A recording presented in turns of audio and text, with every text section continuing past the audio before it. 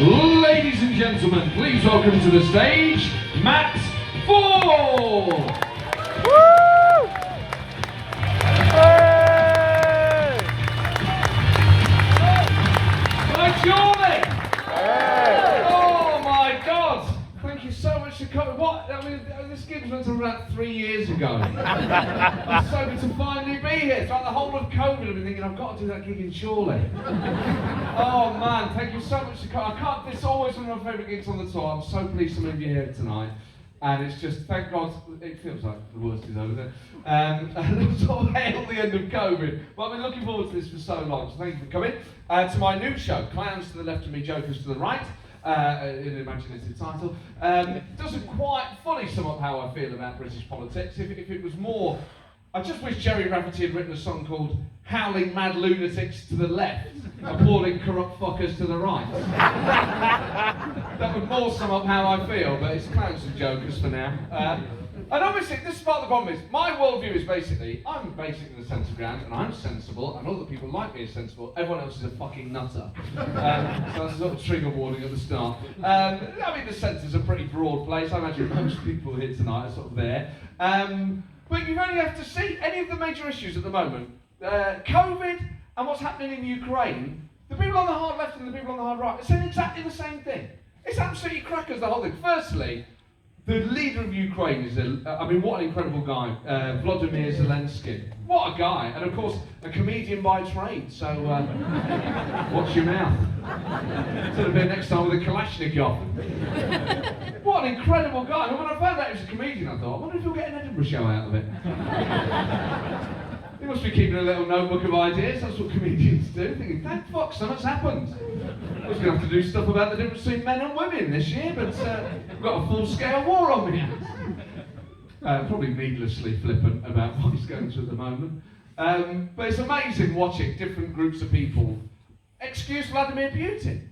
This is all Putin's fault. This is, not since the Second World War has there been a more cut and dried, obvious baddie in a global war scenario than Vladimir Putin, right? He's been a maniac for years. He is obviously the one in the wrong. But you see people on the hard left and the hard right queuing up to make excuses for him or blame someone else. The hard left at the moment, 11 Labour MPs said it's not Putin's fault, it's NATO's fault. One of them, a guy called Richard Bergen, right, who, I don't want to be too disrespectful about people I disagree with, but he's thick as shit.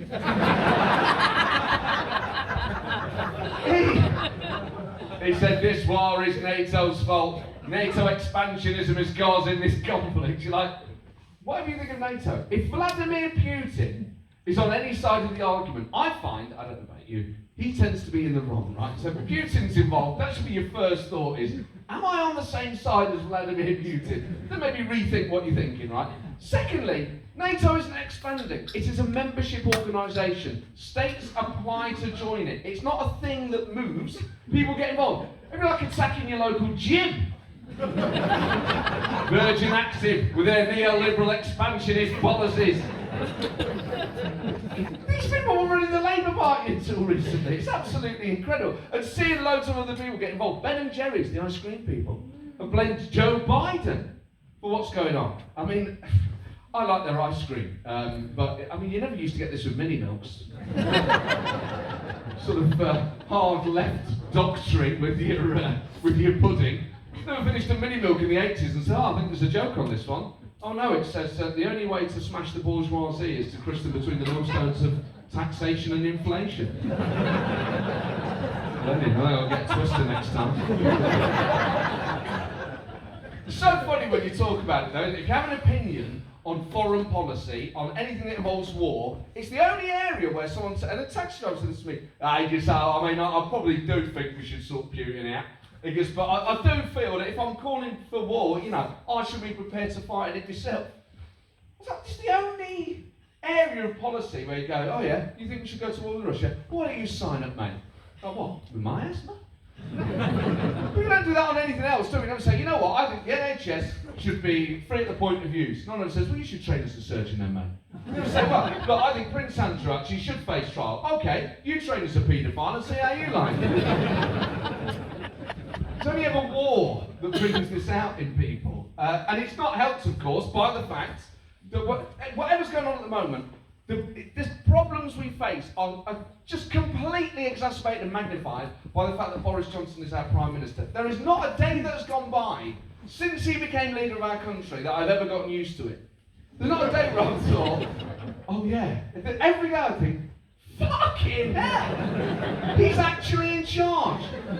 There was never a good time to put him in charge, right? But the irony of picking that prick and then COVID happening. Do you know what I mean? Like the Tories were in such a decade, they were just in such a position because Jeremy Corbyn was leading Labour that we could pick who we want. And they did, right? And then the biggest crisis to face humanity happens, and that moron has to try and get us through it. And watching the guy, I mean, his whole shtick, do you know what I mean? I get why an after dinner do, some people might like it, but when it's in charge of a country, it is really a terrible act. And his whole sort of Joker act, his whole his whole persona, by the way, is he's like a member of a sketch trio, but he's the only one who's turned up. Constantly gesturing left and right to people who aren't there. Yes, tonight we're going to deliver on the company. What was that? Yes, sausages. You get to bring the keyboard, yes. And the drums on there. It was my birthday yesterday. Yes, Peppa Pig. You're like, what the fuck? It's incredible. The thing that he does now that he's under police investigation, and people have gone, actually, of course, this is part of the other problem as well. I hear people say this. Well, you get the politicians you deserve. No, you don't. Actually, that is not fair. It is not our fault that Boris Johnson is Prime Minister. It is the fault of two groups of people. The Tory party for picking him, and the Labour Party for putting Jeremy Corbyn up against him. None of us. That is not on the public, right? We were forced to choose between two piles of shit. I chose to eat a smaller pile of shit called the Lib Dems, and it did not taste good. We were just like, that's not on us, that's on you. You're meant to be in charge of politics, right? You whittle it down. It would be like saying, well, you get the BGT finalists you deserve. No, it's up to Simon Cowell and Alicia Dixon. If they choose a juggler and a dog, that is not on me. Well, I don't know which one would be which in the political animal, but Boris would be the dog, I imagine, mainly for the hair and the... Anyway. I'm not sure Corbyn could juggle. He would, of course, try and juggle when the ball's dropped, playing a factional attack from the right of the party. I haven't thought this bit through, it was an ad-lib. Anyway, it's really funny watching him now, though, Boris Johnson, because what he'll try and do, particularly, when it really kicked off about these illegal parties, and it looked like he was going to go, some of his interviews are incredible, because what he gambles on, Boris, is in an interview when he's doing the Peppa Pig, yes, I'll be going to live up, yes, I know, carrots, carrots. Whoever's interviewing him is going to sort of crack a smile, and then he knows he's in. But around that period, the magic totally wore off. And he does this thing now where he'll try the silliness, and then he'll go even bigger on it, and then there's this handbrake turn where he suddenly becomes more serious than he's ever been in his life. And it's the saddest thing to watch him have to sort of go serious. You see this guy, yes, no, well, this is it, yeah. Well, we've had a great time for people, yes. And I had tomatoes and beef, yes, beef. And it was like a little chili. And I enjoyed, what was he eating? Tapioca, yeah, well, something anyway. It's very important that people do get their booster jab.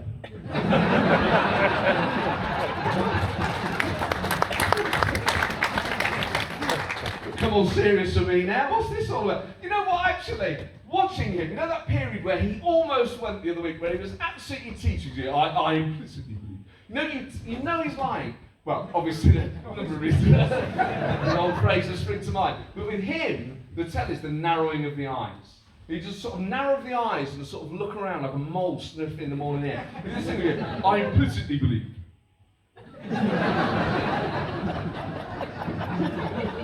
I implicitly believed. I did. I implicitly believed it was a work of it. Sort of weird basic ones. Now that people know when they're being lied to, right? And watching a Prime Minister just lie outright about his personal behaviour. This isn't the same to politicians going on Newsnight or the Today programme where they're being evasive, where policies happen or a mistake. This is a man who broke the law at a time when breaking the law meant that people would catch a virus and die, and then lying about it, right? Because he's just a selfish git. And watching him sort of go through this, I think there are three groups of people in this country. The first group, the majority of us go, he is lying to us about this, and we are livid about it. The second group go, he is lying to us about this, but we're not really that bothered. Incredibly, there is a third group of people who say, I think he's telling the truth. I know that looks like a guy telling the truth to me. 15% of the public think he's telling the truth. Watch him go, I'm politically correct. But that looks like a man convinced of his own innocence. I mean, how gullible do you have to be? How gullible do you have to be to think that Boris Johnson would tell you the truth anyway, let alone in that situation? What other shit are these people falling for? Coming back from a DFS on a Tuesday. You're not going to believe this. The offer didn't end. Paul, the bloke on the advert was so convincing. It's been saying closing down sale for months. I think they're going to keep going, you know. It'd be a terrible trait to be that gullible as a Premier League referee. Like, I mean, he's holding his ankle. He looks like he's in genuine pain. Well, I heard him yet. Why would he do that if he hadn't been touched? I'm just saying. I think that's another side. Look, his mates are livid. I think something's gone on here that we haven't seen. Come on, hang on a minute. I think you're being gullible here, pal. But watching him lie to save his own skin is one thing.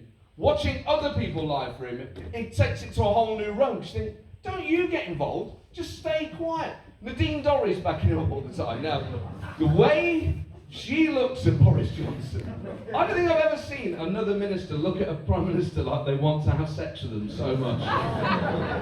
She sort of like looks at him like, well, it's unhealthy to look at a prime minister like that, unless they're Tony Blair. But no, okay, lost the room. Just an early little test of how New Labour this crowd was. Absolutely crackers up. But she goes out, she defends him. She gives an interview to CNN last week, and she says, well, I am defending him.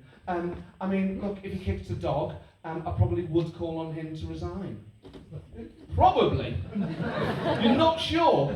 If he attacked an animal, part of you would go, well, it would depend on what the animal was doing, you know. The dog started barking during match of the day. I think the Prime Minister's got a point. I mean, it wouldn't surprise me, actually, given how far the debate in this country has sunk, if we turn on Prime Minister's questions next week, and Keir Starmer's first question was, can the Prime Minister confirm? At any point since coming to office or indeed before, has he ever kicked a dog? I'm not surprised by the question who Captain Hindsight is the man who was still under the lockdown. And it is no coincidence this question comes from the man who failed to prosecute the cat bin Laden. In Blackford going, the people of Scotland would never put a cat in a bin, Mr. Speaker. Lindsay Hoyle going, order, I've heard from the Prime Minister, I want to hear from all of you the opposition. No, please. No. You cannot, is that aimed at me? Steady on, no. I've heard from the Prime Minister. Bit of local. So, heard from the Prime. No. I want to hear from the League of the Opposition. No, I've heard from the League of the Opposition. I want to hear from the Prime. I don't know half the time what's going on half the time. It brings a real Rover's Return element to No. Steady on. I'm in charge here. Please be quiet. No, I've heard from the League of the Opposition. I don't need the chief whip. Hey, Baldwin, any more of that, you bar. Prime Minister, right, I'm going to go and change the Newton and Wrigley's. No one nick anything, okay? Got a new barmaid starts in. Steady on, fellas, okay. I love him, he's so funny. What a guy. Is he a good bloke? Yeah. Excellent. Is he a good bloke? He has to room full of people who probably voted for him. Excellent. I'm glad to know that he's good. But watching Nadine Dorries obviously made the dog comment. Jacob Rees-Mogg is one of those people that I think actually, what was incredible was all these Tories are going out on the airwaves to literally defend the Prime Minister breaking the law. It's like the Tory party is playing some sort of parlour game, like Cards Against Humanity, and they get given a card with a scenario on it. And the dare is they've got to go, if you roll, unless you roll a 6, you've got to go straight on Radio 4 and defend whatever it says on the card. Jacob Rees-Mogg, like putting on your dad's jacket, like knife and fork, big bar of chocolate, a hat, and then roll a 6, damn it, right, straight on Radio 4. And Jacob Rees-Mogg is so good at this. I think he turns the card over mid-interview. I think he starts. He's like a showboat at it. No, Nick, no, that's not what happened. No, this culture has existed in number 10 for a very long time. No, well, actually it's a fact that the rodeo machine was left behind by James Callaghan.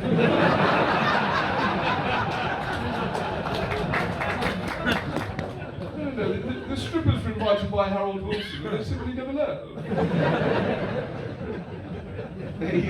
He is now Minister for Brexit Opportunities, Jacob Rees-Mogg, which pretty tough gig actually. It's under the departments, everything's going on. But he wrote a letter to the Sun last week, to the newspaper, not to the centre of the galaxy. Yeah, he wrote a letter. He said, "Now that I'm Minister for Brexit Opportunities, I want to hear from Sun readers. Sun readers, your country needs you. We want your ideas for how we can flourish post-Brexit." I think I'm nothing against Sun readers. I think that perhaps, if anything, in the last few years, we've given Sun readers a bit too much of what they want. I'm not sure we need Sun readers to keep designing our policy for us. I mean, where are we going to end up in a year's time? Thanks to the wisdom of Sun readers, we've made the most of Brexit. We've got rid of so many pieces of red tape, and every week we have a public execution followed by a wet t-shirt competition. It is a wonderful, wonderful country. One thing I think Keir Starmer really got right over there. I mean, this is the thing. We've had prime ministers be under the cosh before, right? We've had scrutiny of government. This is not a new thing for a country. What is there is, think of the big inquiries of the last 5 or 10 years. The Chilcot inquiry about whether the government, the Blair government, lied to us about whether there were weapons of mass destruction to justify war. The Leveson inquiry about corruption at the highest levels between politics, the media, and the police. These are big judge-led inquiries into big things. The current Prime Minister is under police investigation for having illegal house parties. That is the state of it, right? It's just such a pathetic thing. I mean, imagine teaching this. Imagine being a teacher teaching A-level history in 30 years' time. Okay, today, class, we're going to do the fall of the Johnson government in 2022. Can anyone tell me why the Johnson government fell? Yes, Sean? Because the Prime Minister was on the piss all day. That is absolutely can anyone tell me why he was on the piss all day? Yes, Catherine. Because he's a dirty, selfish git. Well done, by the way, Catherine, for remembering the Queen's exact words at the cenotaph. What was that? Why have we got blackboards in the future? I don't know. But I think the smart boards are made by Russia, and that will kick off shortly. Just incredible. And Starmer, the one thing, that's what I was going to say, the one thing Starmer got right, I thought, was when he was painting a picture of these house parties. Because just talking about, the problem is, what governments do when they're in trouble, what politicians do, just lose you in the detail. That's one of the things that Boris Johnson was trying to do on the 23rd of April. And you just like, it then just blends into almost news reporting. You have to remind people of the selfish act when everyone else was making a sacrifice, when people couldn't go to the funerals of their closest, most dearest people in their lives. This guy was on the piss in the garden, spreading the damn thing, right? So you have to remind people of that. There was a bit where Keir Starmer said, he says he thought it was a work of art. He was clambering over empty glass bottles. And he says he thought it was a work of art. But he just left it there. I was like, Keir, keep going. Paint a fresco about the madness of these house parties. Picking up cans of Carling, swigging from them, and finding they were full of fag ash and bacon. Phoning the pizza place back saying, well, you said half an hour 2 hours ago, mate. Special advisors face down in the road sick. People getting wanked off and fingered upstairs. And he says he thought it was a work event. Really ram it home, you know? Because this is part of the problem. When Boris Johnson said, the phrase that really drove me mad was when he said, I get it and I'll fix it. I know that people are annoyed. I know that people are annoyed, and I fully understand, and I get it and I'll fix it. But then he stayed. If, as Prime Minister, you've broken the law in the way that he has, blaming other people and saying, well, I'm going to have a rejig of number 10, that is not the problem. The problem is, You broke the law and you haven't resigned. The only way to fix it is to go. Don't tell me you're going to fix it and stay. That is a contradiction. Be like Fred West. Going like, I know some of the neighbours are getting a bit annoyed. I'll sort it. I'll get a new plasterer. No, mate. You're the problem, right? You need to stand trial for what you've done. And this is the other thing. He is now pandering to the whole Jimmy Savile thing. Well, if you don't know, a few weeks ago, Boris Johnson, on the floor of the House of Commons, repeated a far-right conspiracy theory that Keir Starmer, when he was Director of Public Prosecutions, deliberately did not prosecute paedophile Jimmy Savile, and Starmer's now getting harassed in the street. And the whole thing's a total lie. This sort of like hooliganisation of politics is mad, and it's happened because parties on left and right have tolerated, frankly, yobbish conspiracy theory elements for the past 5 to 10 years, and now it is really spilling over. The last thing we need, I mean, there were people there with like England flags, like genuine football hooligans trying to get hold of Keir Starmer today. Like, we do not need British politics to be like the football factory. Not people getting tooled up for Labour away. Alright boys, get a couple of grands in, Lammy's out at the weekend, he's brought his top boy Keir Starmer in. Getting up at Westminster Tube like he's looking up to the That is not what we need, right? I mean, one of the main problems I have with that, all the anti-vaxxers and stuff like that is, whatever the government told us to do at the start of the pandemic, these people would have always disagreed with it, regardless of what it was. If the government had said, look, don't wear masks, we're not sure on the science, and Chris Whitty says that if you've got a runny nose, you can breathe your own bogies in, and they stick in your lungs, right? And if you're outdoors, you're probably fine anyway. Piers Corbyn and all those people would have been in Trafalgar Square going, you've got to wear a mask, yes, a mask is a symbol of resistance, you've got to wear the mask. I mean, how has Piers Corbyn not had COVID? I've had it, and Piers Corbyn hasn't. He even looks like it. His hair looks like the graphic they use on the BBC of the virus itself. I mean, you come across these people, my God. I've met a few anti-vaxxers. They mainly are taxi drivers on the whole. But nevertheless, I ended up on LBC I didn't think I was going to the bookies. It was like, although a pretty similar experience actually. But LBC was a talk radio station, and I was on a show with a guy called Ian Dale, who was a brilliant broadcaster, right? Now, I was going on the show to promote this tour. Now, I'm sure you'll have heard interviews like this before, where they say, oh, we're joined by the comedian Matt Ford, and really, it's not really an interview. They've agreed to have you on to help promote the show, right? And they ask you a load of under-arm questions. So I thought it's going to be like this. Ian's going to go, oh, I see you're on tour, Matt, and what would the Prime Minister make of your current... I'd say, well, you'd see, look, Ian, it's very important. I wanted to come here to make an important government announcement that everyone in the country needs to go to mattford.com/live and get those tickets. It's the only way to avoid the virus. Something like that, right? And then he'd say, and what would the former President of the United States say? I'd say, Ian Duell, you're part of the fake news media, and you are bad people, but you gotta go to mickeyfood.com to get those great tickets. Something like that, right? And apparently that helps sell tickets, right? Anyway, so I turned up in sort of like Joker Boy kind of mood. I turned up, and he's got this panel set up with 5 chairs. What's going on, man? He said, oh, it's like question time tonight. We're doing a show called Cross Question. I said, the comedy tour. He said, yeah. I said, what is it? He said, it's basically like question time. You know, people can get in touch about anything. Now, I've been on question time. I don't mind doing question time if I'm prepared to go on question time, right? Equally, it does sort of highlight the fact that I don't think everyone who has an opinion on politics is qualified to talk about every single area of policy, right? I certainly don't feel actually that I am. So we end up on there, and I'm like, I hope I'm going to a few tickets in there. People are getting in touch about everything, right? Tragic shit. People going, oh, my sister went missing 19 years ago. The police botched the initial investigation. They never found her. I didn't even get a crime number. As a result, I cannot appeal. I don't know whether she's alive or dead. Matt Ford. Tell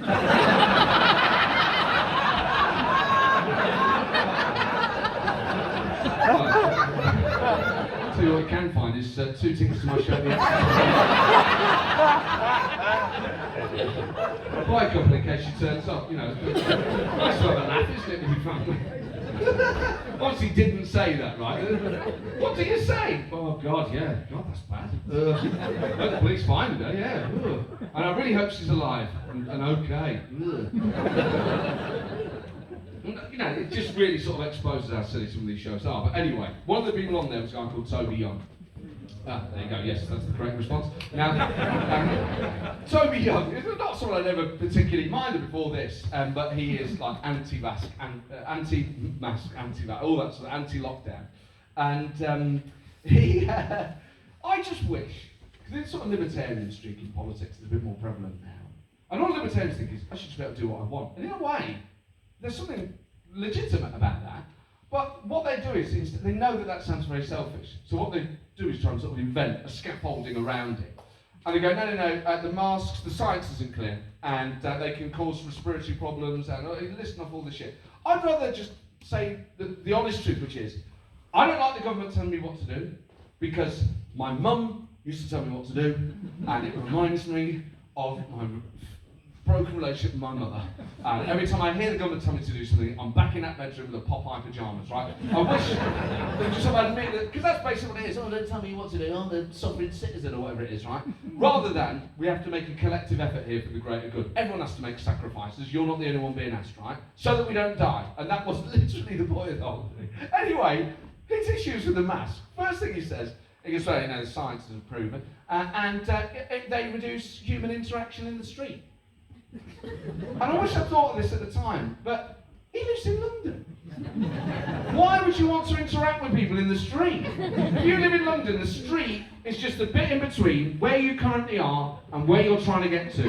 It's not something to be enjoyed in itself. I mean, even in Chorley, if you spoke to a mate and said, what are you up to today? And said, actually, I've got to be in work at 5, because we're about 6 hours.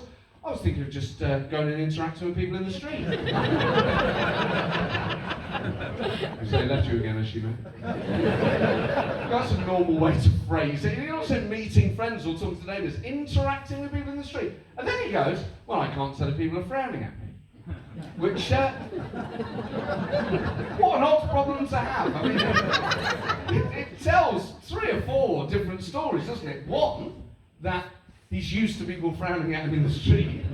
But people frown at him and he's noticed it. I mean, what a life.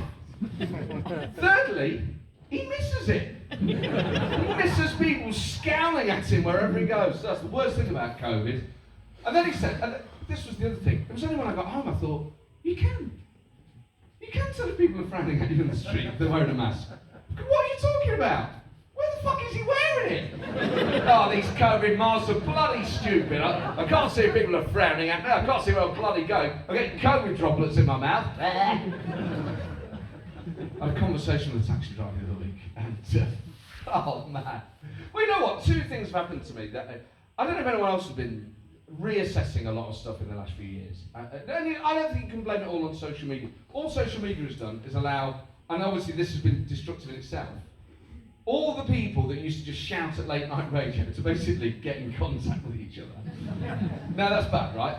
It obviously has great positives, but also there are certain strands, like the MMR vaccine and all that, the false connection with autism in the 90s. That's had a huge effect on people's desire or not to have this vaccine. Then there are other things. There are some people out there that have just always believed that life is being controlled by an elite, whoever it is, Bilderberg, Illuminati, whatever, but it's basically Bill Gates, plus every government, plus all sorts of other things. Now, I obviously don't think that, but I think if, well, also, these conspiracy theorists, right? You ask them about any area of government. If you said, see the government's any good at running the NHS? They'd say, nah, mate. Nah, government's stupid. They don't know how do they know how to run hospitals? No wonder everyone's ill. You go, what about education? Do you think the government's any good at educating our children? Nah, mate. They're stupid. They haven't got a clue about education. I mean, most of the teachers aren't any good. What about recycling? Mate, we've got 5 different bins on our street. They get the wrong one every time. They haven't got a clue. They've got to do basic functions. Then you go, are the government any good at knowingly spreading a lethal virus at the same time as concealing evidence of alien life? Funny you mention that, mate. That's the 2 things they're really good at. You can't get the right bin, but they can do all this other shit. Oh my God. It doesn't make any sense, right? Just the whole thing is mad. Anyway, I remember the first time I realised that people would see sort of sinister intent, literally anywhere, was I used to live in Surbiton in southwest London, and I would get the train there from Waterloo train station. which is a bit like Piccadilly, just loads and loads of platforms and loads of different departure boards. What I noticed was a lot of the trains would not say on the departure board that they stopped at Clapham Junction, and they wouldn't announce either. But sometimes I'd be on these trains, and they would stop at Clapham Junction, and the doors would open, people would get off at a stop that hadn't been announced. This was an unofficial stop, and even weirder, arguably, people would get on, right? And I was like, what? Surely not. All these people every day are going, oh, we're stopping at Clapham Junction. It's really there. From South London, just have a mill down an average high street. Equally, I don't think other people on the platform going, well, I've got to get to Portsmouth, but should we go somewhere else instead? I was like, well, something is going on here. So I tweeted South West Trains, and I said, oh, I've noticed this thing. And they replied, yes. And basically, there's a website where we let people know. And what that does is spread the crush, because at rush hour, Clapham is the busiest train station in England. And every time we announce the train is going to stop there, you get a whole rush at the barrier. And it's to stop crushing at certain ticket gates at Waterloo, and it allows people to be on less busy stuff. A really clever idea. This is amazing. I love knowing stuff like that, right? Some guy replies, who I don't know, it's an anonymous account, and he said, the puppet master speaks.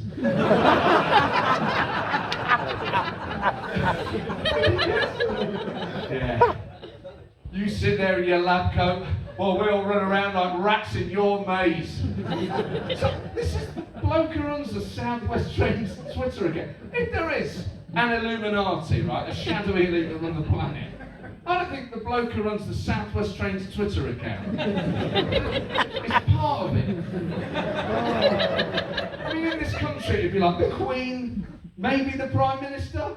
That'd be it. They're not going to go, right, we need the heads of everyone, right? We need every single head of state, every elected leader under that, and from each nation, someone who controls the Twitter account of a regional train company. They're the people, man. They're the ones who really manipulate the masses. Anyway, I got in this taxi the other week, and I was wearing my COVID mask. I have a habit, but also, even though I've had COVID, I don't want to get it again, and that might even, maybe I am being a bit sick. I get in the taxi, and the guy goes, don't have to wear that in here, mate. I said, oh, it's all right. I said, it's probably me being silly, but I'll just keep it on, because I really don't want to catch the virus. And he goes, now, you know, sometimes when comedians retell stories, they'll make themselves look funnier or cleverer, and they'll sort of add on all these flourishes. I have not touched this story at all, and that will become very quickly clear. So he goes, sit down, he goes, lockdowns don't work. I went, yeah, they do. And he went, oh, right. That was it. That was literally it. It was so quick, I was like, oh, hang on, it's a conversation. I'm trying to process this. Have I become the world's greatest debater? Say stuff and people immediately accept it as gospel.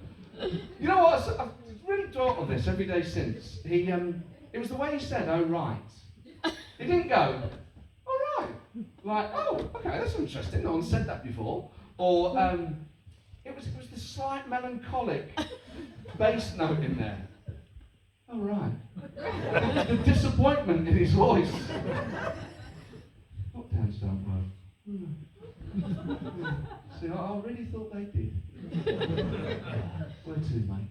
It was a real sad note. I felt bad for him. Do you know what I mean? I felt terrible. But surely, what a wonderful. This is just the. This is the sort of aperitif. I'm basically supporting myself on Twitter. Got a fantastic headline.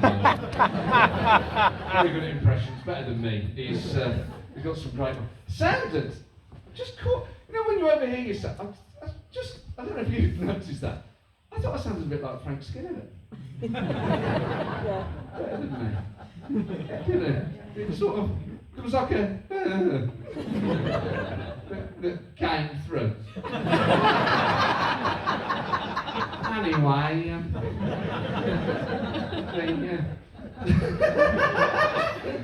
oh, what fun! I do find that you know you're doing. It's because I listen to them on the radio every Saturday, and 'Cause actually, until now, I thought I could only do one word as Frank's going, and that was pure. No, she was a nun. She was very pure. Anyway, no, this is just me. It's me workshopping some shit right next door. Frank to the left of me, Skinner to the right. Very niche idea for all. But look, already I have genuinely been looking forward to this show so much because it's been long overdue. You're always such a wonderful crowd, and already you've been one of the best, crowds of the tour so far. And I think this is night 2. So I don't want to say there's a leak, but you're definitely top 5. So we'll have an interval. I'll be back in a bit. Thank you very much.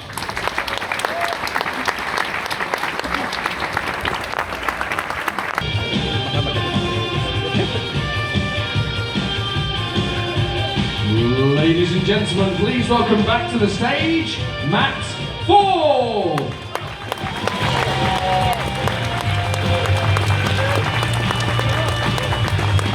Welcome back. Did you have a good break? Anyone getting on it tonight? Two guys, good on you. Have you good pubs in Chorley? I imagine they're good. What's the nearest sort of good pub? Right, okay, that's the end of that. Fucking hell, Wetherspoons at Manchester Piccadilly. Fucking hell. Just got this, I'm sure there's good pubs around here. But welcome back, hope you had a good break.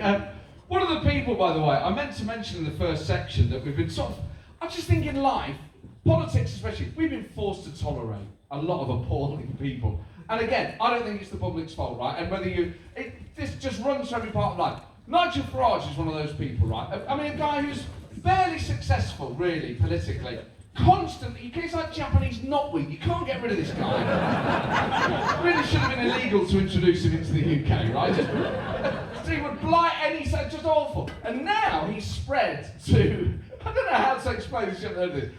He is on a video messaging app called Cameo, where, some of you heard of this, right? Where, I tried to explain this to my mum the other day. Trying to explain what an app was took most of the night. It's basically like a website where celebrities are on there and you can pay them to read out messages to your friends and you get the video, right?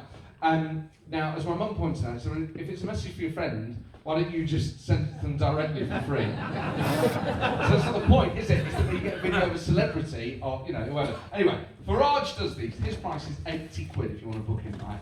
Now, one of his videos went viral and it was of him. Basically, people are sneaking in phrases and seeing if he'll say them, right? And it's always stuff like, today, and all the boys heading up from Leeds to Newcastle for a big weekend. Have a great weekend, and remember, up the Ra. And then he takes a sip of his drink, right? Now, as some of you will know, up the Ra is a pro-IRA slogan of the Republican Army, right? This then goes viral. He's like, I had no idea it was a pro-IRA. You're like, mate, you are a British nationalist of a particular vintage. The idea you hadn't heard this thing. Anyway, then you realise it going viral just helps because people go, he will say anything for 80 quid. And you're like, well, hang on, who's the joke on in that situation, right? Surely the joke is on the person paying. And wouldn't surprise me if another one goes viral next week and we're going, today, and all the boys heading up to Edinburgh for a big weekend. Have a great weekend and remember, Allah Akbar, death to the motherfucking Western cocksuckers. I had no idea it was a pro-ISIS phrase. Because this is partly how Russia has managed to get so much influence around the world. It literally just pays people, right? It pays the Tory party, it gets people in the House of Lords, it pays Farage, it pays Alex Salmond to go on its channels. Incredibly! I mean, you know what's really sad is, there are people on the Labour left who just do all that bit without getting paid. Like, at least the Tories take cash, you know what I mean? At the start of this war, Putin must have been going, bloody hell, we've got a big old payroll in England. No, don't worry, no. Most of it's volunteers, Vladimir. It's gratis, so, right, fucking, who would do this for nothing? Yeah, it's a very good question. Come to England, you'll soon see, there's plenty of them. Actually, this is the whole thing with Boris Johnson facing trial. I want him to go out and get a fixed penalty notice. I want him to go to prison. He should go to prison. There were people at the start of lockdown, breaking lockdown rules, who went to prison. I mean, I would love it. They'd probably still keep him as leader. Jacob Rees-Mogg would find a way of defending. Well, one man's prisoner is another man's prime minister. It's very famous for it. Instead of doing it. Keir Starmer having to do PMQs on one of those phones on the other side of the gate.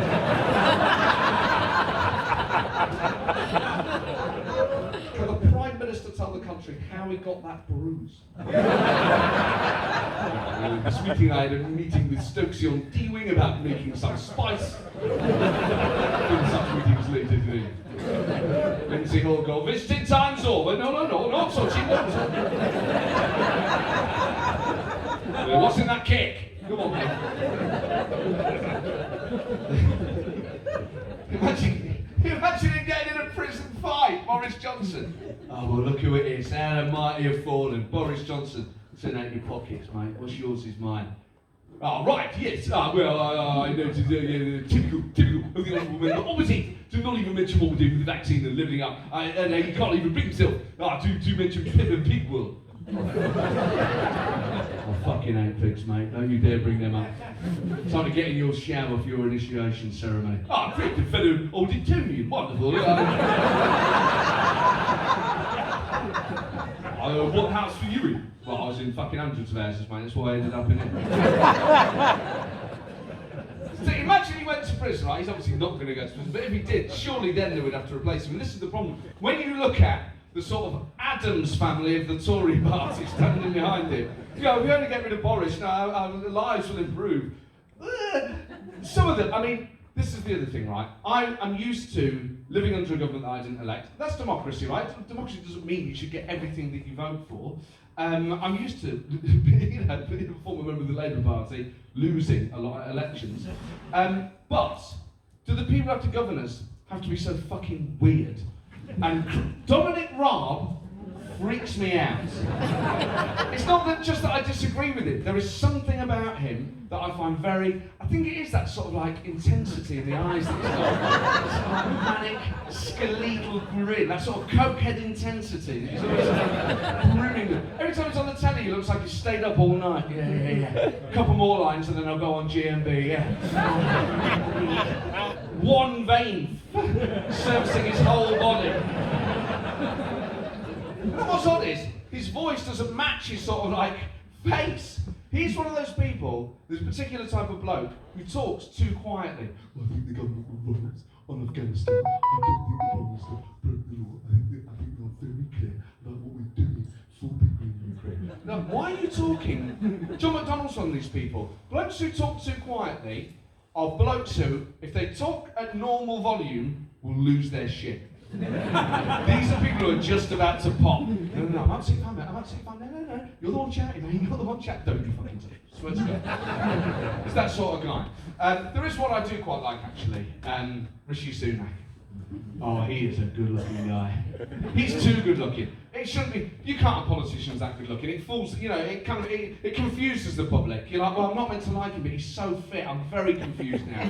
He's too good-looking for a politician, Rishi. He looks like a Disney drawing of a politician. If Disney did a chancellor, like the big eyes, like, he looks a bit like Bambi. You know, it's kind of lovely-looking fella. And you know, people say now that sexuality. Not binary. No one is 100% heterosexual or homosexual or bisexual. It's all fluid. I'm 100% heterosexual, right? But every time I watch Rishi Sunak, I lose about 5%. I watched him for an hour the other week, ended up on like 15%. I was like, fucking hell. Put myself on charge. I was like, Jesus Christ. God, he's so good looking. He's so good looking. And he does something, well, this is the thing, right? I speak to so many Labour people who are like, well, actually, we think we could beat Boris Johnson. He's kind of helping us out at the moment. Keir Starmer versus Boris Johnson is very good. What if Rishi takes over? You know, how do we campaign against Rishi Sunak? And you're like, well, the secret to his success is not that hard to understand, right? Firstly, obviously, he's fit. Secondly, and arguably firstly, you've got to remember why people like Rishi Sunak. It's because 2 years ago, at the start of a lethal pandemic, some good-looking guy, none of us had ever heard of, addressed the entire country on TV and said, I'm the new guy. I'm going to pay you wages for a year and a half. What mystical political force is this guy unleashing on the country? And then his follow-up single, half-price Wagamama's. Of course it's popular. Especially a human Uber Eats discount code. He's absolutely fantastic. Of course, it's when he starts taxing us, that's when the popularity is going back. He does also do something else. Now, when I tell you this, it's going to sound like I've gone mad. But when I show you this, I guarantee some of you will have actually noticed it and not realised, right? There's no easy way to say this. Rishi Sunak, presumably in an attempt to make the public really like him, blows kisses, right? Secretly. He surreptitiously blows kisses halfway through speeches, right? And once you notice him doing it, you're like, he's doing this all the time. It's incredible. We go, conference. At the start of the pandemic, I said we would do whatever it takes. The first time you realise it, you're like, oh my God. That's why I've got a boner. He's flirting with me. Wish I hadn't sat in the front row. Sat home thinking, I think he's flirting with me. I think he likes me. Oh my God, whatever. Also, he is a highly ambitious man, obviously.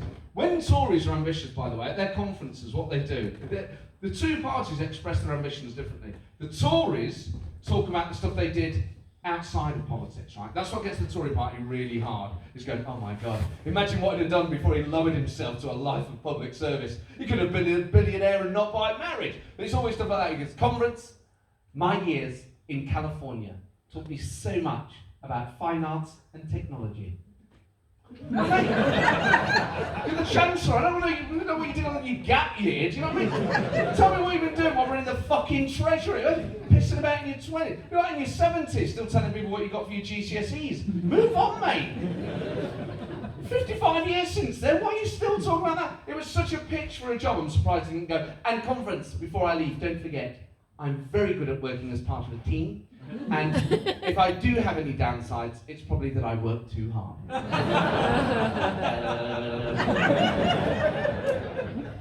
Because Labour's is slightly different. It's basically the same thing, but when Labour people are ambitious, they talk, oh, that's the other thing, by the way. They love an origin story. Every political party, at its conference, or at any meeting, loves being told. They're like religious groups, right? Love being told why people join. And a classic Tory origin story is this. I joined this party when I was 18, and let me tell you why I joined. Because my dad ran a small business, and I saw the pride he took in serving that community, but also in getting something for our family, getting on, having a go, and giving us a bit of security, right? Implicit in there, unspoken, is almost, my dad worked hard, not like the other wasters on our street. Well, he liked the area, not like the losers next door. But anyway, it's for another day. But no way does every politician have this sort of amazing... Imagine, if they told the truth, it would be very different. Comments, I'll tell you why I joined this party. I joined when I was 18. Because a blonde girl I really fancied told me she was a Tory. Signed up, hoping one day I'd have it off with her. But here I am, 30 years later, as your Foreign Secretary. Still a virgin. Still trying to track her down. Yeah. Labour's is slightly different. Labour talk about backstory. Now, part of the problem Labour has is, this is what drives them mad. What political parties need to do, if they are picking a leader, i.e. someone who will be Prime Minister, pick the most impressive person you've got. Because being Prime Minister is the most important job in the country, right? You are literally putting someone in charge of all of our lives. Pick someone really, really good. Everything else is window dressing, right? Everything else is a bonus. I don't care if they're privately educated or not. I would rather have a more diverse set of people to pick from, but just to start with, pick the best person you've got, and everything else flows from that. Oh, this guy, he's got to be next leader of the Labour Party. Then of his backstory. Oh, his backstory's incredible. Is he any good or not? If he's great, the backstory is a wonderful bonus. If he's not, it is a pointless. Oh, he's got to be next leader of the Labour Party. His backstory's incredible. You hear about this kid? Grew up in a crack den, right? By the age of 9, he was chief pimp. Right? By the age of 13, General Secretary of Unite the Union. He's got to be the next leader of the Labour Party. His backstory's incredible. Is he any good? No, mate. He's not all there. He's a crack baby. You know? He thinks the French were behind 9/11. He thinks Badges invented cling film. He's not all there. Right. Pick someone who can fucking speak for starters, right? And just blame everything on Israel. We'll come to that. Absolutely incredible. So there's Rishi Sunak. There is actually. It's not so much that I like this other guy that I'm going to mention. I'm prepared for the room to go very cold when I mention his name. But it's a particular policy that it's come out with. Grant Shapps. Now, I feel the same way. But occasionally, crap people come up with good ideas, right? And he has done this. Well, some of you may be aware of this, but this is, I think, the greatest policy I've ever heard. And he's going to introduce this. Grant Shapps, the Transport Minister, is going to ban excessive announcements on trains. That's the sort of populism I can really get behind, right? If they're just going to distract us from the appalling mess of Brexit and the hash they made of the pandemic, just give us a load of populist stuff like that, I am half on board. Because when you travel on trains now, they don't shut the fuck up. And you're on the thing just thinking, you know what, in a run to a train journey, you think, get a magazine, might treat myself something from M&S, and make a bit of a couple of hours of it. It'd be nice sitting on a train. You get on there, this is the 1800 announcement. Oh, fuck yeah. Welcome aboard the East Midlands Rail Service from London to Pancras. That's all it should say to you. Welcome aboard the 1600 service from London to Pancras to Nottingham. You'll figure out the rest yourself. That's all it should say. Thank you very much. I'm on the right train. That's all I need to know. Ding, ding, ding. We'd like to thank you for choosing to travel the East Midlands Rail today. Please be reminded there is no smoking in the vestibule. Smoking's been banned for 20 years. Of course there's no smoking. Why are you telling me this? What old laws? Please do not harpoon people in the vestibule area. It is illegal to bring livestock onto East Midlands Rail. Fucking hell is going on here? The noise of it, it's like, always as well, what's mad is the tyranny of the noise, and then it sort of cuts in and out, Chris. We would like to remind passengers today, this is very important. Be arrested by the police. Like, what? What? Is it at the IRL board? What's going on? I said IRL because all the other stuff is out of date, so the terrorists might as well. Just absolutely incredible. Just the whole thing. I was on a train the other week from St Pancras to Nottingham. It's a 90-minute train journey. The bloke spoke for 45 minutes. I'm basically travelling on a podcast. You know the bit that always, and when they do this, I just, fuck you. It's then, it ends, and you go, oh, right, listen to some Dire Straits, and I'll read the latest edition of this. And once again, we'd like to thank you for travelling with us. That little extra bit of, fuck you. And also, thank you for choosing to travel. I did not choose to travel the East Midlands Rail. You are a local monopoly because of the way the rail network was privatised by the Tories in the 80s, right? It was either this or walk. Don't make it out. Great to see this East Midlands Rail service. Almost a total sellout today, guys. Thanks for supporting us. This is the only way to get home. I love the fact that a government minister has sat on a train doing his head in and going, you know what? I'm going to ban this. Make sure your announcement makes the last one you ever make. Surely this is cross-party, right? Surely this isn't left or right. When surely Keir Starmer has to get behind this stuff. I mean, Keir Starmer surely wants to end the 3 S's. Because that... Please remember the 3 S's. See it, say it, sort, ud. Ud. What to it? See it, say it, sort it, surely. Sort, ud. They've obviously workshopped that and gone, nah, I'll come off on the last one. Because I think the announcements are over, that'll tip them over the edge. See it! I mean, Keir Starmer, that's 3 little words, way too succinct for Keir Starmer. I mean, he is a verbose, bureaucratic guy. I don't think he could get anything down to 3 sentences, let alone 3 S's. You've got to remember, you're on a train, if you see something, it's got to be an eyewitness account. We cannot have second-hand information. You'll say it to a member of station staff. Only remember the 9 S's. See it, but not second-hand. Say it to a member of station staff. Only then can it be sorted. But get involved, like help make our railways a more pleasant place. This should be cross-party. So we agree with the government. And we've got a new amendment with the SNP and the Liberal Democrats. We hope the government will agree. For those people who travel on the rail network, who play loud music without even owning a pair of headphones. Very simple, Mr. Speaker. All we're saying is shoot on sight. Yeah. Oh man. If they're just going to start banning annoying stuff, this could get very, very good. This could be real, this could be a fantastic view. Even if it's just like, because there's something quite sort of trivial about being annoyed by that, but they're the sort of things that do your head in. They should also ban people who can't tell stories properly. I mean, I can't listen. My mum is terrible at this. You know people who, when they're telling you something, and you're like, what is the point of this story? Is this going to be good news or bad news? And why do you keep going off onto the sidings to tell me these little, oh yes, I forgot to tell you. What is it? Is it good or bad? Oh, your Auntie Mary, right? Yes, I saw her Tuesday. Is that it? No, it was Thursday. Does that matter? It was. I'm like, no. Sorry, it wasn't your Auntie Mary. Oh my God. Right, what is the point? Start with a headline, any story, right? Oh yes, your sister. Yes, she's dead. What? Open with that. Do you know what I mean? God, my mum just meanders around with these stories. I've lost focus now. I was going, for the 1st of May, it will be illegal to not start the story with the most important bit of information and only stick to crucial facts. Please remember the 1S. Say it. Quickly, for fuck's sake. My mum's lovely, actually. It makes me feel like a terrible son slaggering it off to a room full of people in Chorley. Oh, man. But Keir Starmer, at least Keir Starmer now, I think this is what's going on. It's the public sort of thing. Okay, he looks like a sensible guy. He seems like a nice guy, seems like a competent, intelligent fella, feels patriotic. But what about the rest of the Labour Party? That's what they're trying to figure out is, he seems okay, what are the rest of you up to?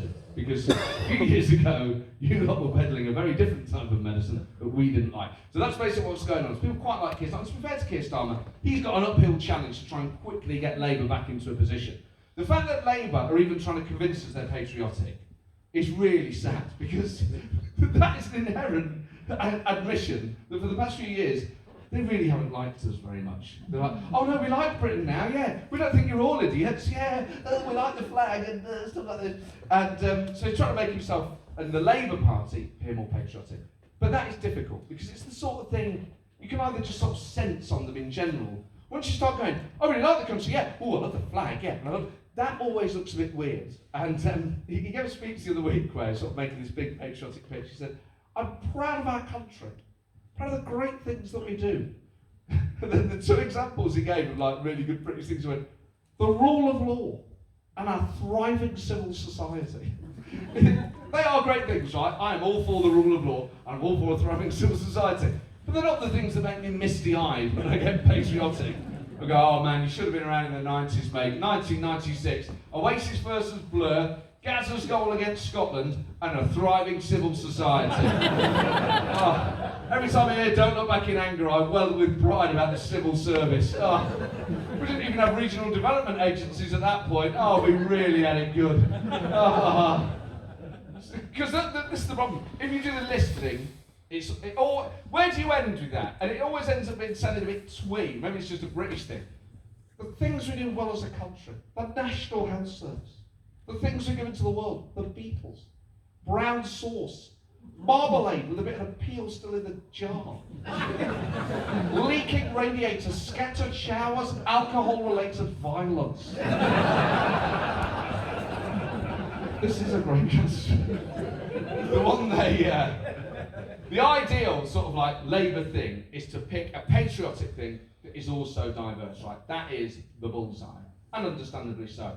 Robin Cook nailed it. Chicken tikka masala, right? It's a chicken tikka masala. It's a great dish. It's Indian food, but the dish itself was invented in Britain. Perfect. The problem is, there are no other examples that really work, right? Because the others would just sound like you were taking the piss.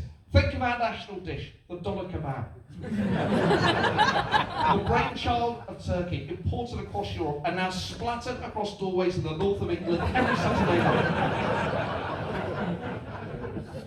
They do the other thing as well. Labour leaders now always start by saying thank you. Very nice thing to do. I'd like to thank, he said this the other week actually, I want to thank the people who got us through the pandemic. Our care workers, our delivery drivers. You think, all our delivery drivers? Even those who work for Hermes? I think if Labour people are going to say thank you to people, they should slag off other people just to balance it out. Well, thank our delivery drivers, apart from those who work for Hermes and Yodel. My local Yodel delivery driver seems to misread the sticker that says fragile on the box. He seems to think it says, please scissor kick this over the fence into the fucking garden. People who, when you let them out at a junction, don't even acknowledge your existence. People who get to the top of an escalator in a shopping centre or a train station and stop walking. Mr. Speaker, these people can fuck themselves. It's okay, get stuck in, mate. Right? Show a bit of metal, because some people really don't like it. Now, I think it strikes me as a very decent man doing a very difficult job pretty well, trying to hold a government to account at the same time as look like a prime minister in waiting, leading a party that's been fucking mad for 12 years, right? That is not easy, and to be fair, he's basically been able to pull it off so far. And some people really do not like it. Some people actually hate it. He got in trouble last week for the way he said the word Coventry. Now, I'm going to recreate for you exactly how he said it, and it does sound a bit funny, but people have lost their shit over this, right? He was in Coventry, and this was what happens with Labour leaders. There was an industrial dispute, so he gets asked about it. He goes, we cannot allow an industrial dispute in Coventry to affect our relationship with the trade union group. Now, obviously, it does sound a bit like he's sort of laughing at Coventry. Now, I can sort of see what he means, but still, people have gone ancient. The local Tory leader has gone, oh my God, he needs to apologise right now. The more I watch this clip, the more I get offended. Well, firstly, stop watching the clip, mate. I watched this till midnight. I was going to go on a rampage, I was saying. Turn the fucking thing off if you don't enjoy it, right? And secondly, someone else, a local Tory, who said he needs to apologise. The only thing that will end this is an apology from Keir Starmer. You're like, the week before, he'd been saying Boris Johnson didn't need to apologise for breaking the law. They want Keir Starmer to apologise for the way he said the word Coventry. I want to apologise for the way I said the word Coventry. From now on, I will only ever say it like this: Coventry. There may be rare occasions in conversation while I do say it differently. For instance, if one of my children goes out for a night out in Glasgow and they phone me saying they've woken up in Coventry, I might say, Coventry?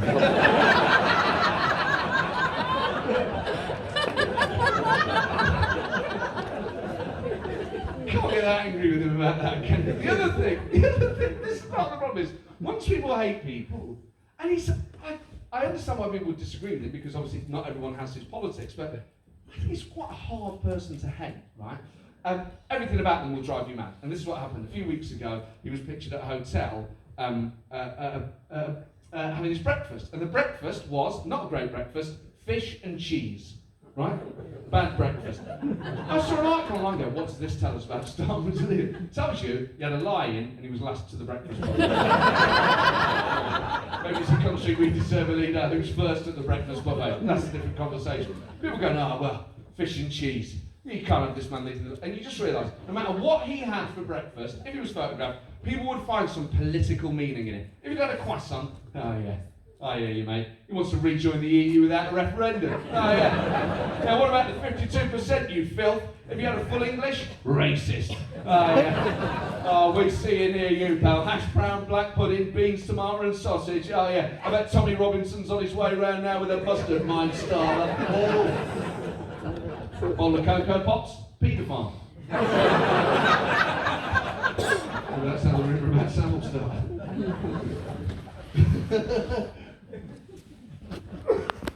It's such a reasonable bloke. I mean, some of the people around him, my God.